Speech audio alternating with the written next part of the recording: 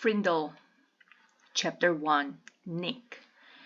If we ask the kids and the teachers at Lincoln Elementary School to make 3 lists, all the really bad kids, all the really smart kids, and all the really good kids, Nick Allen would not be on any of them. Nick deserved a list all his own, and everyone knew it. Was Nick a troublemaker? Hard to say. One thing's for sure, Nick Allen had plenty of ideas, and he knew what to do with them. One time in 3rd grade, Nick decided to turn Miss Deaver's room into a tropical island. What kid in New Hampshire isn't ready for a little summer in February? So, first, he got everyone to make small palm trees out of green and brown construction paper and tape them onto the corners of each desk. Miss Deaver had only been a teacher for about 6 months, and she was delighted. "That's so cute!" The next day all the girls wore paper flowers in their hair and all the boys wore sunglasses and beach hats. Miss Deaver clapped her hands and said, "It's so colorful." The day after that, Nick turned the classroom thermostat up to about 90 degrees with a little screwdriver he had brought from home. Or the kids changed into shorts and t-shirts with no shoes.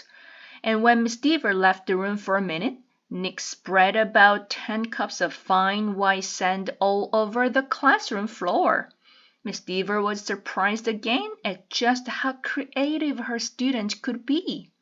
But the sand got tracked out into the hallway, where Manny the custodian did not think it was creative at all. And he stomped right down to the office.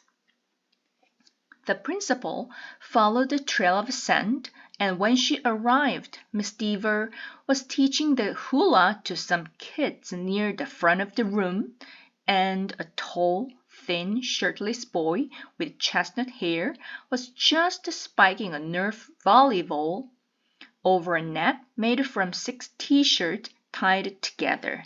The 3rd grade trip to the South Seas ended suddenly.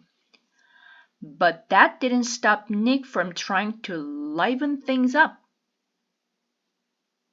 Lincoln Elementary needed a good jolt once in a while, and Nick was just the guy to deliver it. About a year later, Nick made the great blackbird discovery. One night, he learned on a TV show that red-winged blackbirds give this high-pitched chirp when a hawk or some other danger comes near. Because of the way sound travels, the hunter birds can tell where the high-pitched chirp is coming from. The next day, during silent reading, Nick glanced at his teacher and he noticed that Mrs. Avery's nose was curved, kind of like the beak of a hawk. So Nick let out a high, squeaky blackbird peep. Mrs. Avery jerked her head up from her book and looked around. She couldn't tell who did it, so she just said, "Shh," to the whole class. A minute later, Nick did it again, louder. Peep! This time, there was a little giggling from the class, but Mrs. Avery pretended not to hear the sound, and about 15 seconds later, she slowly stood up and walked to the back of the classroom. Without taking his eyes off his book, and without moving at all, Nick put his heart and soul into the highest and most annoying chirp of all, peep. Mrs. Avery pounced. "Janet Fisk, you stop that instant."